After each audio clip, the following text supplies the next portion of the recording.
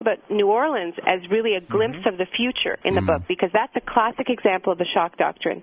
That this was, as you know, it was a predictable disaster. It was born of heavy weather and weak public infrastructure. But the response to New Orleans was actually just to do away with the public sphere altogether, get rid of the public housing projects, the public school system, the public hospitals. So what I'm worried about in this moment, and I don't mean to be too alarmist, but frankly I don't think we can be too alarmist in this moment, is that they'll do to the whole country what they did to New Orleans. Exactly. Oh my God. Meaning what? Just bankrupt the government and then say sorry.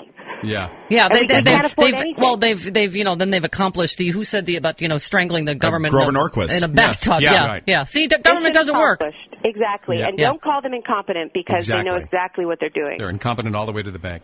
Did it send a chill up your spine to see Palin meeting with Kissinger the other day, one of the architects of the overthrow of Allende? Yes, and this is impunity is really the order of the day, and it would be so nice to get a little accountability. Speaking of terrifying, President Sarah Palin, how terrifying?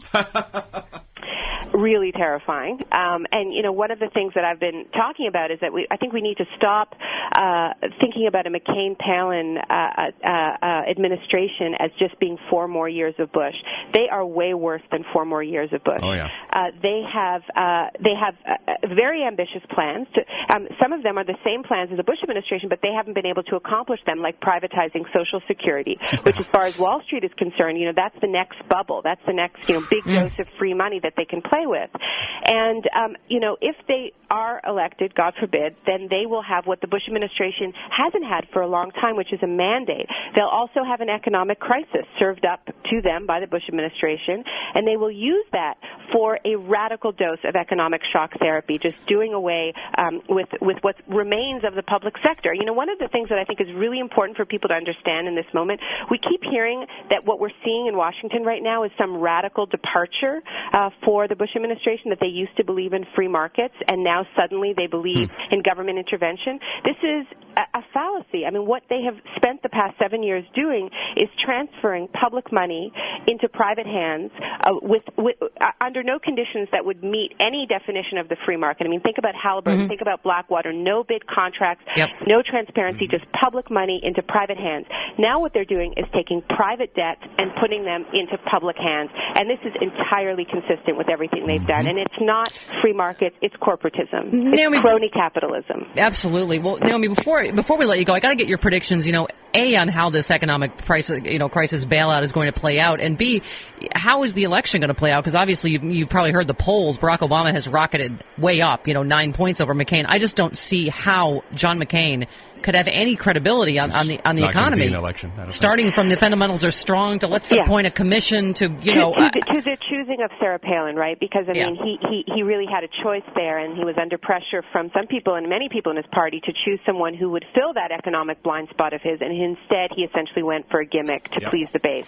Now, in terms of predictions in the election, I would say don't get complacent. But one of the things that is really heartening to see is that the Democrats are starting, not just Obama, but also people like Chris Dodds. They are standing up. They're finding some backbone to stand up to this bailout because, as Chris Dodds said yesterday, every single call he's gotten from his constituents has been against this. So they are getting a really positive response from the base the more they stand up to Wall Street. So they need to keep hearing this from their constituents. They are more receptive than they'll ever be in an election campaign. And, because I think we have to understand that even if Obama wins this election, he will come under intense pressure from the think tanks, from right-wing media to abandon his election promises and, embrace what economists call economic continuity, which means more of the same, okay? So they need to be hearing right now that we want a radical change in direction.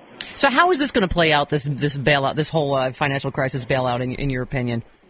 Well, what's going to pass or not? Well, apparently Bush might is feeling the heat enough that he may be forced to do a primetime address tonight, which will essentially be, I've called him the extortionist in chief now for a while, because this is his specialty. He did it, for offshore oil drilling, which was just a few months ago at the beginning of the summer, saying if you don't allow us to open up offshore oil drilling, you won't be able to go on summer vacation because the price of gas will be so high. So he specializes uses in these moments of extortion. Give me power right now or else. And he will do that on a grand scale. Talk about the father figure. What? We can't go to summer camp. Big brother. Yeah. Exactly. Well, thankfully, I think people have really turned on this particular father figure. Wow, new poll. He's at 19% approval rating. Yikes. So, we know what they want to do, which is they want to use this crisis to push through this bailout. Then the economic crisis that is created by the bailout in the public sector, in the public sphere, in government, will be used to rationalize the next wave of pro-corporate policies, whether it's suspending the capital gains tax, lowering corporate taxation, more offshore oil drilling. I mean, they will use this crisis to push through more policies that are not in the interest of the public. They'll use it to say they have to privatize Social Security because guess what? We can't afford it. All right, We've seen this story before, and now is the time to put on the brakes. One quick question from the Dark Lord before you go.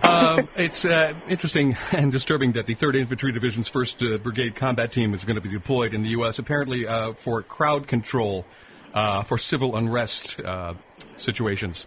That was in the Army Times from a few days ago. So that's got me a little worried. Huh. What could there possibly be civil unrest over, Naomi? What could people possibly be mad about? Listen, don't let that make you afraid. This is a moment to be heard, and it really is. And it's working. I mean, this is what people need to understand. It's working. We're seeing the line change. Yep. And this is a moment to make yourself heard, however you choose to do it. And you know why? Because of you.